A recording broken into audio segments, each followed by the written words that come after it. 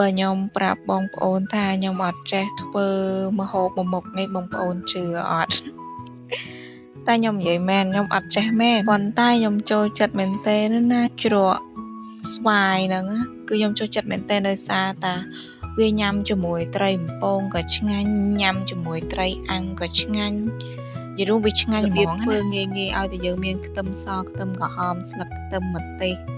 មានស្វាយមានការ៉ុតមកគឺធ្វើបានហើយស្វាយតើជូរទៀតបន្ទាប់ពីយើងឈូសវាឲ្យសមល្មមបន្ទាប់មកហើយគឺយើងយកវាមកលាយគ្រឿងក្នុងនឹងមានស្វាយមានការ៉ុតមានម្ទេសមានខ្ទឹមសមានខ្ទឹមក្រហមសម្រាប់ខ្ញុំដែលចូលចិត្តខ្ទឹមក្រហមគឺខ្ញុំដាក់មកគឺត្រូវចិត្តតែម្ដងចាក់ទឹកត្រីចូលទៅមិនបាច់ច្រើនពេកទេបន្ទាប់មកគឺប៊ីចេងនឹងឯងហើយស្ករស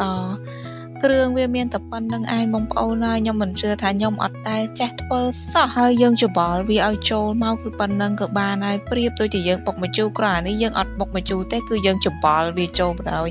យើងអត់ប្រើអំបិលទេគឺយើងប្រើតែទឹកត្រីតែបន្តិចហ្នឹងតែម្ដងហើយខ្ញុំវាឆោតពេលយើងច្បល់ហើយគឺយើងដាក់ស្លឹកខ្ទឹមប៉ុណ្្នឹងគឺរួចរាល់បាត់ហើយហ្នឹងឆ្អិនបាត់ហើយខ្ញុំឆោតលើកមុននោះខ្ញុំលាយទឹកត្រីលាយអីឯណានៃអីវែងឆ្ងាយធ្វើទៅវាអត់ឆ្ងាញ់ដល់ឥឡូវនេះគេធ្វើបានឆ្ងាញ់ហើយថ្ងៃហ្នឹងអត់មានត្រីធំអីទេគឺមានត្រីកញ្ចុះចៀនហ្នឹងឯងប៉ុន្តែឆ្ងាញ់ដូចគ្នាត្រីកញ្ចុះហ្នឹងក៏ខ្ញុំប្រឡាក់ជាមួយអំបិលប៊ីចេងស្ករតិចតួចឲ្យវាមានជាតិឡែមហើយយើងយកទៅចៀនឲ្យរាងក្រៀមអញ្ចឹងទៅបានញ៉ាំជាមួយជ្រក់យើងឆ្ងាញ់អូយនិយាយពីថាបងប្អូនខ្ញុំនៅតែនឹកឆ្ងល់ខ្លួនឯងថាម៉េចបើខ្ញុំអត់ចេះធ្វើជ្រក់ស្វាយហ្នឹងហ្មង